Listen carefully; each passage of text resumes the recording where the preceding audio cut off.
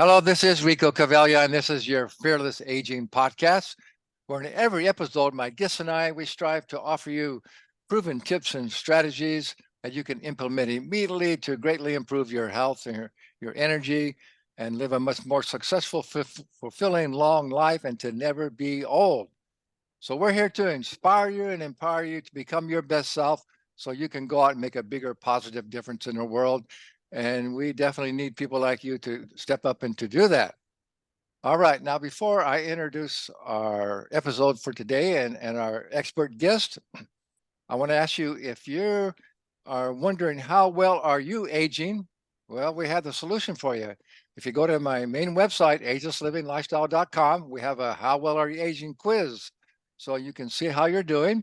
And if you're not doing as well as you hope you are, then you can sign up for a free coaching session and we can discuss whatever challenges you're having, and I'll do my best to get you going on the right track. So again, those are both at agelesslivinglifestyle.com. So the title of today's episode is Putting Aging on Pause, or which is also called youthing.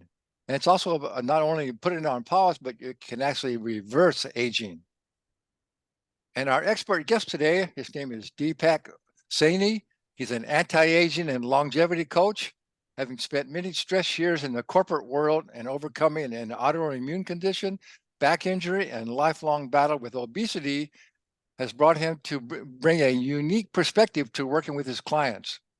When not spending time with his family, Deepak is researching and staying on the forefront of emerging and cutting-edge health research. Deepak is a speaker, course instructor, writer, and actively working on becoming a centenarian, which is that's a good goal to have. So Deepak Saini, thanks so much for being here. Yeah, Rico, thank you for having me. It's a pleasure to be on your show today. Love it. Yeah, it's definitely a pleasure. As you know, that's what fearless aging is all about. All about not only how not to fear aging, but how to age well and to how to actually not really not to live your life by aging and all the things that we can do. And there's so many good things to do, just like what the things that you're offering. So, but before we get into that, how about tell us a little bit about your journey, how you came to do what you do today. Yeah, absolutely. Thank you for again providing me the opportunity. So I started out. My first career was a CPA. Sorry, so I'm a public accountant, and so many as many people know, you're sitting at a desk all the time, sedentary, et cetera, et cetera. But that's not where my journey started. I was always unhealthy. I was always sick. I'd get chronic sick, chronic bronchitis, et cetera, et cetera. As a kid, that continued right on until my adult years. Get super sick, 4 times a year for 4 to 6 weeks at a time. That's a significant amount of your year that you're really, really sick. Yeah. I was also the chubby kid. As far back as I can remember, I was always chubby, overweight. I was at 17, 18 years old, I would have been classified as morbidly obese. I'm a shade under 6 feet tall. I tipped the scales at well over 270 pounds. Wow. So that's 100 pounds more than I am now. Yeah. Yeah. You look really fit and healthy now, man. Thank you. Yeah. And if it wasn't so cold around, I wouldn't be wearing this bulky sweater, but yeah. I appreciate that. But what it really came to me was 8 years ago. It really came to a head. I hurt my back. I hurt my back so bad I couldn't bend over. I had no flexion.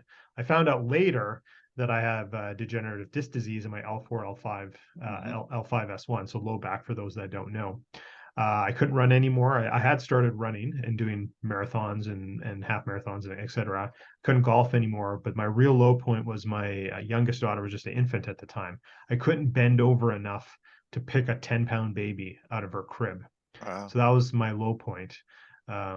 Besides the fact so hard putting on my shoes and socks, hard getting in and out of a chair, which includes the toilet, et cetera.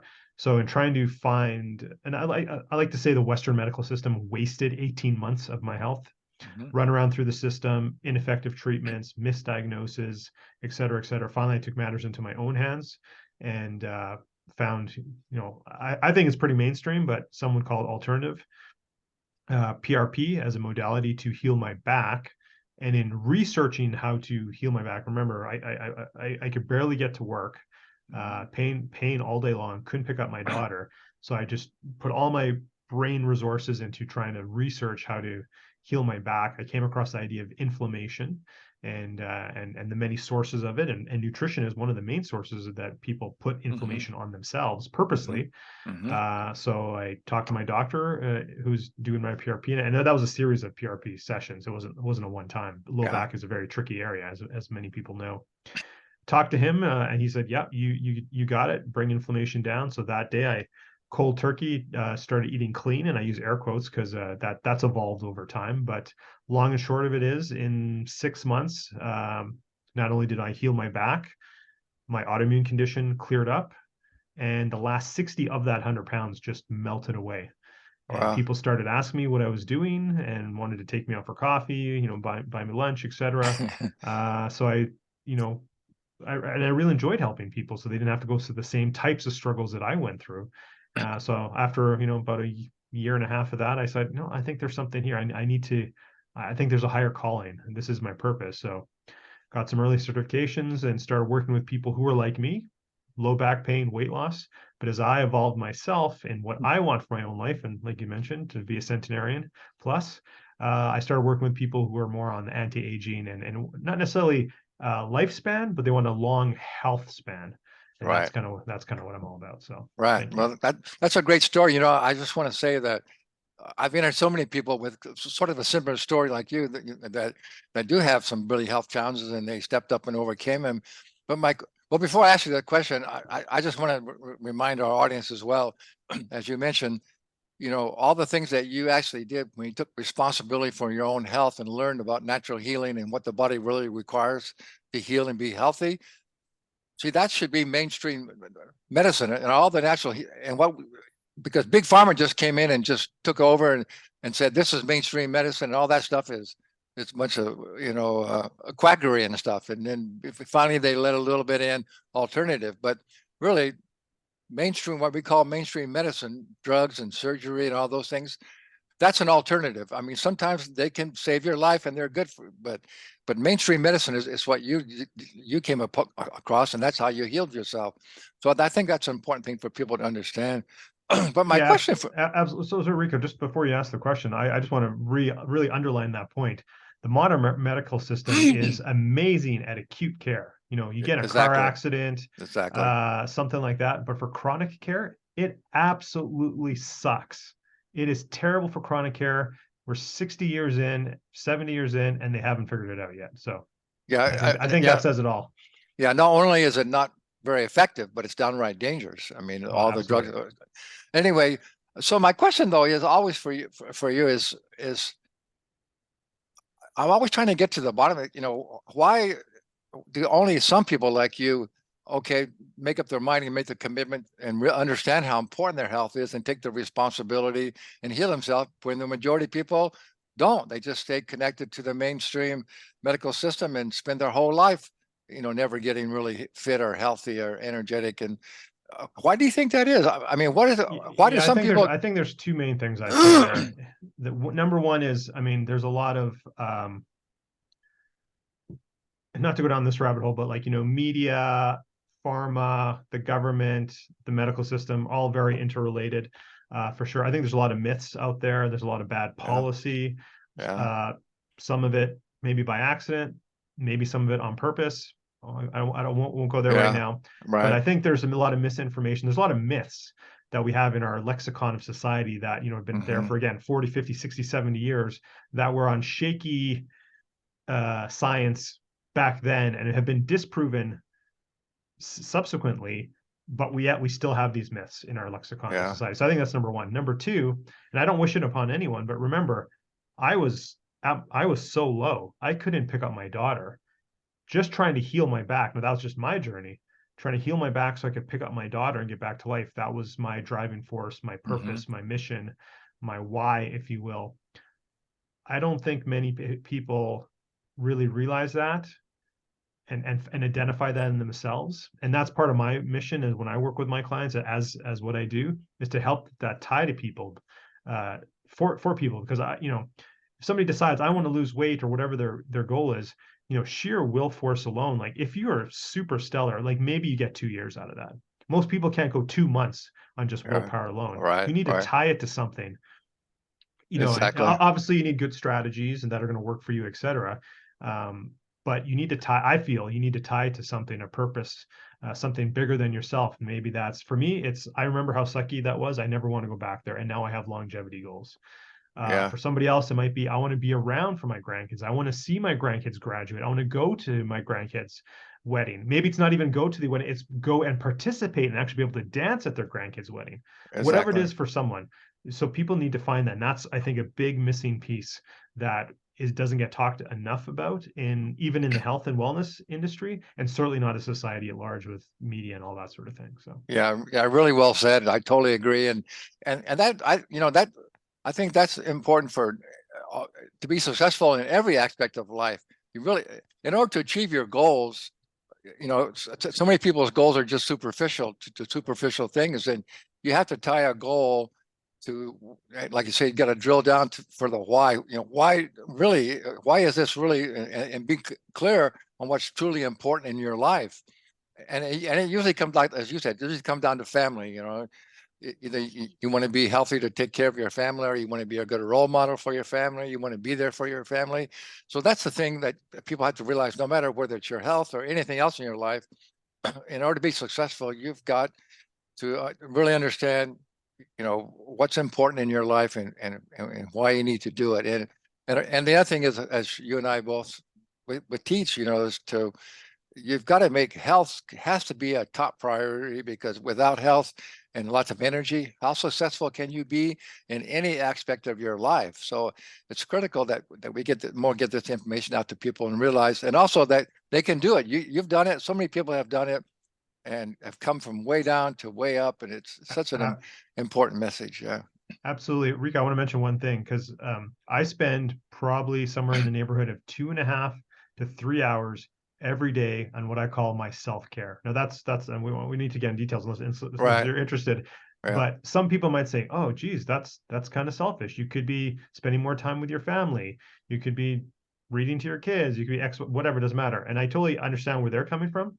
But people have to understand, if I don't take care of myself, Yeah. I can't be the best father, the best husband, the best business partner, the best son, the best brother, all my Yeah. relationships, if I don't take care of myself. So I make it a priority. And I think too many people, and I've had this conversation with people all the time, I know health is important, but I just need to get here first. I need to do, Yeah. yeah, I've been on that hamster wheel. When I Yeah. was in corporate, just make it to the weekend, just make it to that next vacation, that next promotion, when.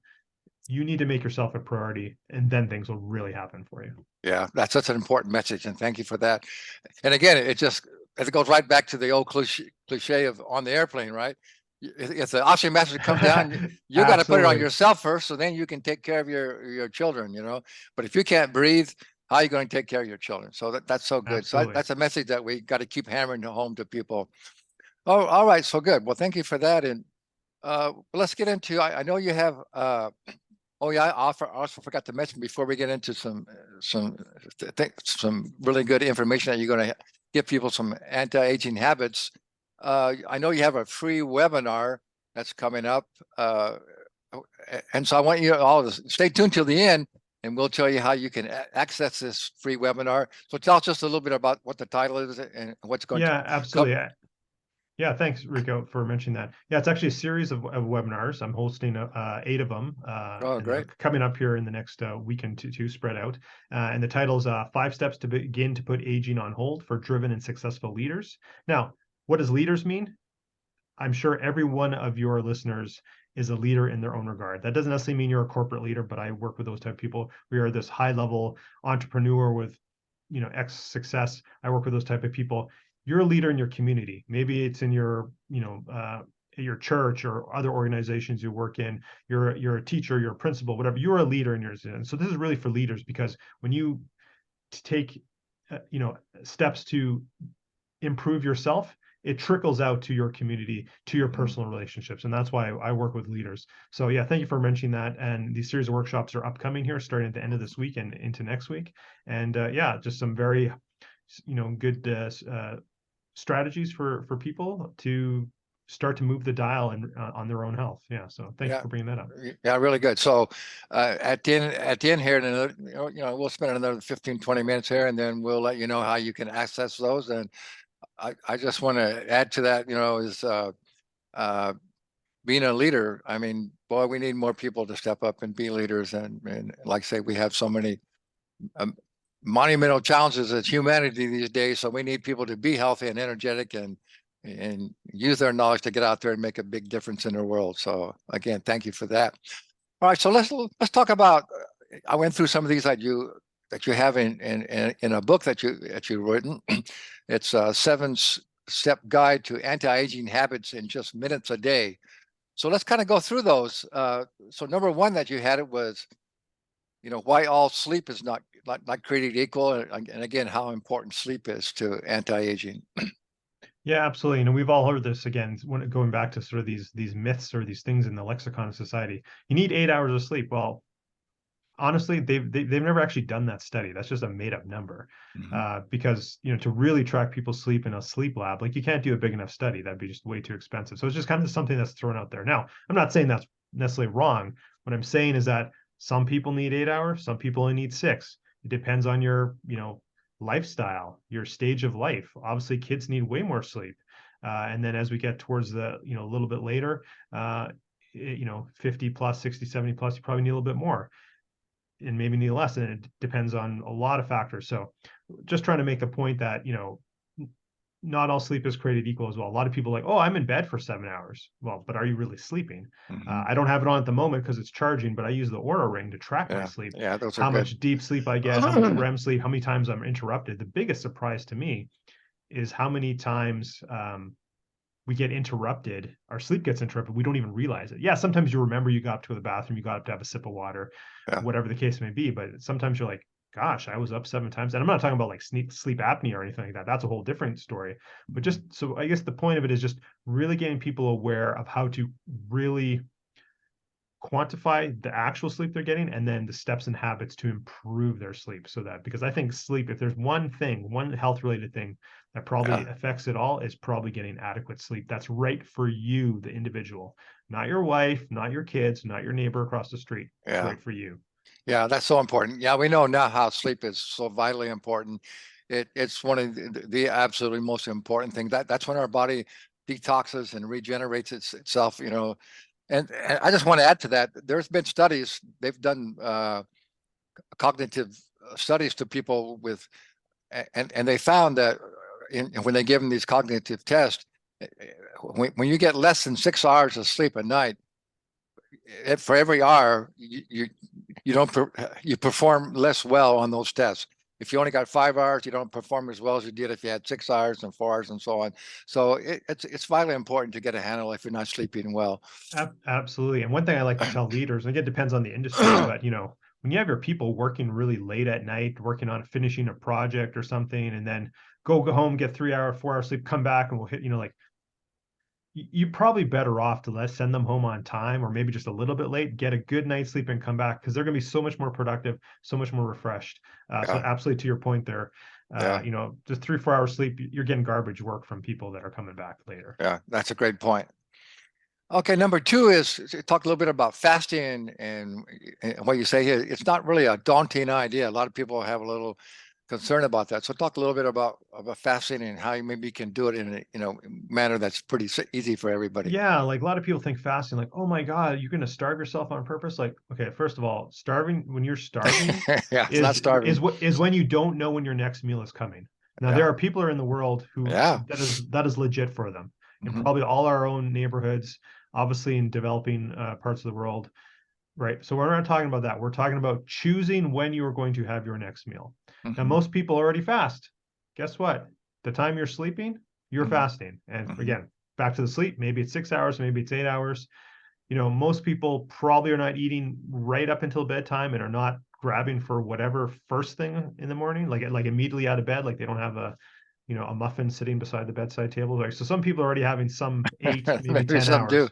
Yeah. So all I'm really suggesting to people, and again, and we won't get into all the benefits of fasting here, but is just extend that a little bit. If you can just extend your first meal by half an hour, an hour and build your way up slowly to the point where you can be like, hey, if I miss breakfast because I'm busy, I got to drop the kids off, I got an early meeting, it's not going to crush you, and you're still going to have a ton of energy.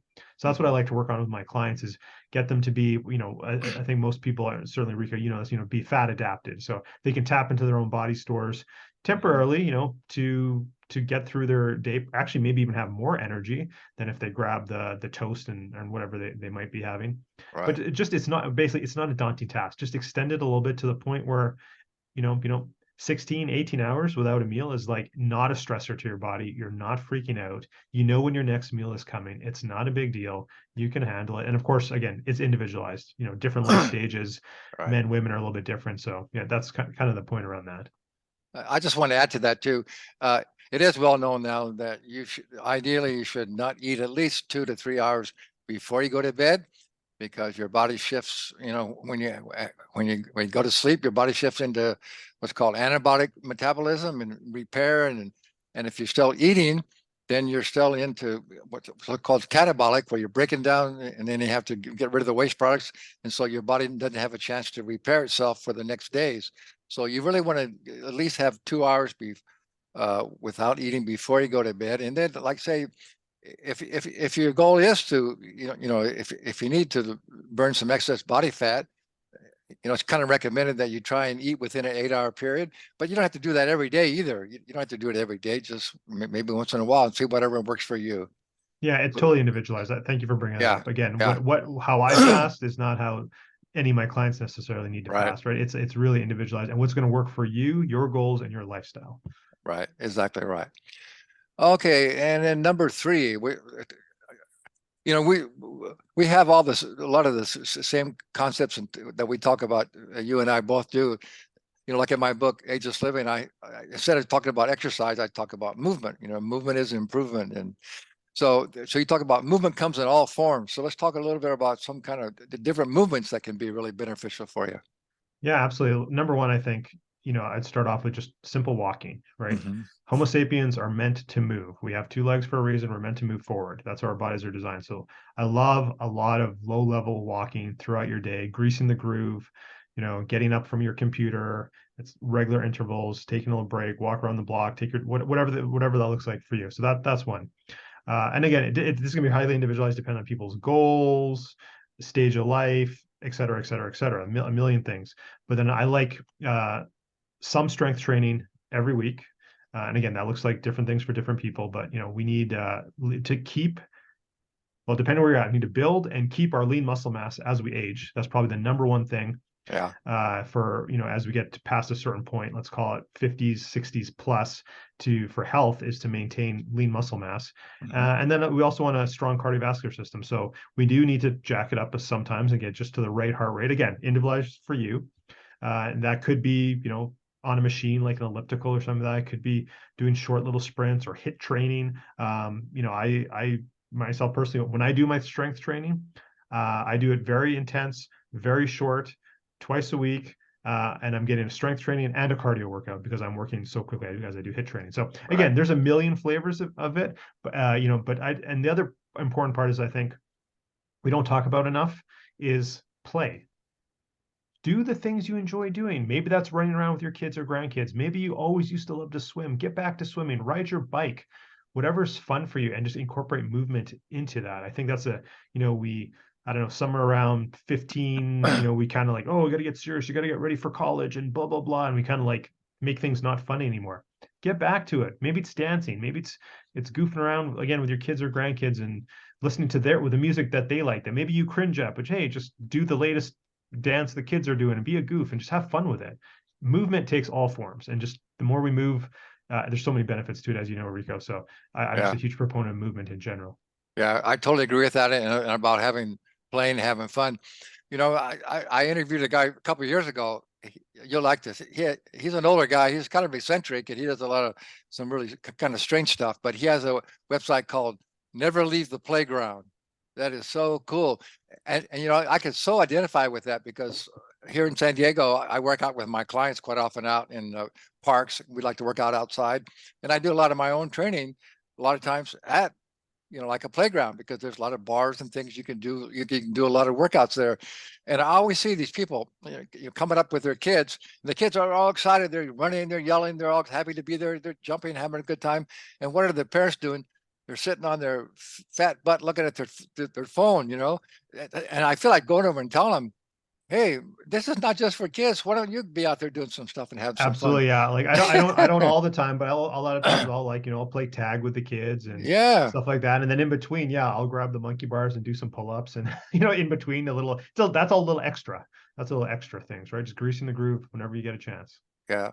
Yeah. Well, like you said, I think the most important thing is to keep moving in different ways. I mean, it's great to have a personalized exercise program, where you do get in your strength training and your aerobic training. But even if not, at least if you just keep moving throughout your day, you'll be well ahead, and that'll make a big difference for you. Absolutely. And then you talk about the benefits of meditation. So speak a little bit about meditation, or just slowing down a little bit. Time out. Yeah, I think it's really important. I've found huge benefits. I'm on well over 2,000 consecutive days of meditation. Oh, good for It's been you. so beneficial to me from Yeah. a business and personal standpoint. A lot of times, ideas, formulations come to me while I'm meditating, or problems get solved. Now, I'm not going to say that's for everyone, but the point being is just like, yeah, like you said, slowing down, clearing the mind. We have a fast-paced society, and some people work faster than others, but everyone can benefit from just taking 5, 10, 20, whatever it is for you that works for you. And again, it's different for everyone. Just slowing down, focusing on your breath, trying to clear the mind. And the mind's going to wander. That's totally fine, but just try and bring it back. And just the benefit of that has just been enormous. Countless studies on this. Take it from me, it's worked for me and it's worked for my clients. It is super, super beneficial. So I highly encourage people to at least give it a try. There's tons of free apps, guided, to get started. That's how I got started. And just take, 5 minutes and build from there. So, yeah. Yeah. There's no lack of knowledge out there. You can Google anything, how to get started meditation. There's no excuse for not learning anything these days. And yeah, absolutely. I just want to add to that too, that, there's no right or wrong way to meditate. It's just really just being still and calming yourself down. And then one of your other key points was power over your mindset. So this kind of goes along with meditation, when you get a chance to really check in and see what your mindset is, right? Yeah, absolutely. So, there's like couple different ways to look at that. So yeah, I think mindset is part of meditation, or they're very interrelated. There's I like journaling. I encourage people to journal, and that looks like, again, different things for different people. There's a lot of books you can get, prompts. I built my own practice working with some mentors in the past, and some of the prompts or questions. So just again, myself, I write like, what are things, what was I successful at today? Gratitude, which I think is maybe another one. I'll just talk about it now. Yeah. I like to write 3 things I'm grateful for, minimum 3 things I'm grateful for every day. Actions that move me towards my big dreams, and actions that made me happy, because we want to do the more of the things that we do or make us happy. Make We you want to feel good. identify the Yeah. things that move us forward. And then the gratitude is so important. And again, I like to make this distinction. We're all, hey, I'm grateful for my family. I'm grateful I have food. I'm whatever. Uh-huh. That's all great, and that's a great place to start. I challenge people to take it another layer or 2 deeper.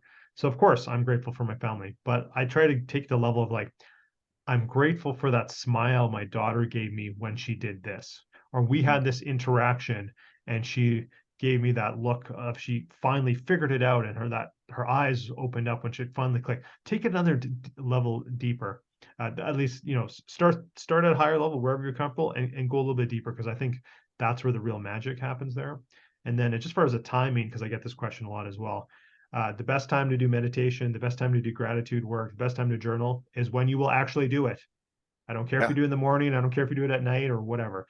I personally like to do my meditation as early as possible, but my journaling and my gratitude practice, I like to do it later in the night, not right before bed, but kind of towards the evening. Because for me, I find that puts me in the right mindset Mm-hmm. before I go to bed and let those memories consolidate, et cetera, et cetera. So Yeah, well, I think it's a good idea to do it to start your day off too, to get yourself in a positive mindset, and then also before you go to bed as well. And I just want to say that mindset's a great word. Mindset. That means we can set our mind. We have control over our mind. So having a positive mindset is within your power. So it's so important to check in and see really what you are, thinking about, and where your mind is going to.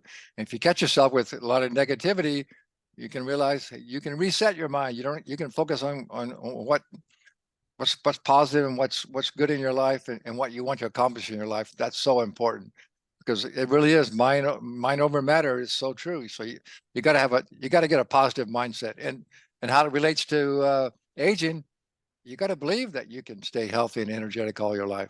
Absolutely, Rico. Can I share this? I just came across this yesterday. This new stat from a new study, Yeah, and I don't have the source right in front of me, but basically, for those who had a positive mindset around aging and what aging looks for them, yeah. right? So, I mean, there's a lot of things that go into mindset and everything, but like specifically towards aging, healthy aging, and having that healthy attitude towards aging, what aging looks like for them. In the study, they found that equated to 7.5 years of extended health span, not lifespan, health span. Seven and a Yeah, half years. Who wouldn't want 7.5 years of extra health? yeah. That's There's significant. nobody listening who wouldn't want that. And it's well within all of our power to do that. Yeah, and that Absolutely. and that just goes back. I love sayings. There's so many wise sayings, and that just goes back to the old that old popular saying is, whether you believe you can or you can't do something, you're right. So if you, I like to always say, I like this point a lot. If you buy into the mainstream narrative that that's just the way it is, we're all going to get old and sick and maybe end up in a nursing home and die around 80. Well, if that's what you believe, that's what you're going to create. But you got to change that mindset, and you got to believe, like we do, that we can stay healthy and create a positive health all of our life, no matter what our age is, and we can live a lot longer Absolutely. than I'm we going are. to give your audience a secret here. And Yeah, yeah. So you read my bio at the beginning. I plan to be a centenarian. I said it myself already once in this interview. I say that at least once a day. There's a reason for it. I don't know if yeah, it's going to happen. I'm trying my darnest, but there's a reason. I repeat it daily out loud in conversations like we're having today or otherwise, because I am priming my mindset. I am going to live to right. 100 plus. I'm going to live to 100 plus. That is my goal. That is my goal. Like I'm reinforcing it every day at least once.